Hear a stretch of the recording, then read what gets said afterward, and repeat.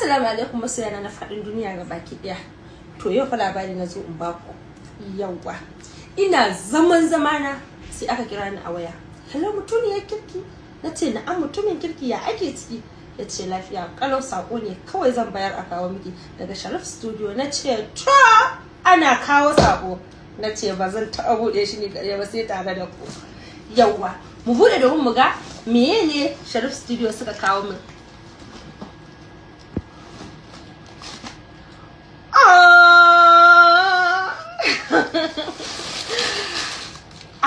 Soyayya ta ne fa. Wow. Gaskiya an kashe ni. Dole zan sha ti a wannan kofin. Soyayya ta. Dama kun san in dai bangaren soyayya ce, bangaren waƙar soyayya ce, a bar masa kayan su. To, masoyana na faɗin duniya ga baki ɗaya. Fim ɗin soyayya ta yana nan zai zo muku 16 ga watan 4 a YouTube channel ɗinmu mai suna UMAR M SHAREEF.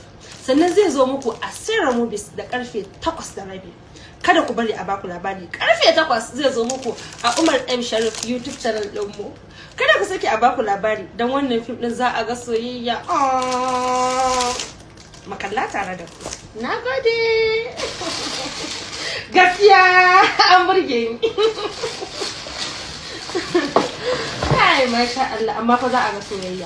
Wai ga Umar, ga ya Abdul, ga Maryam Bot. Wayyo Allah, muka tare.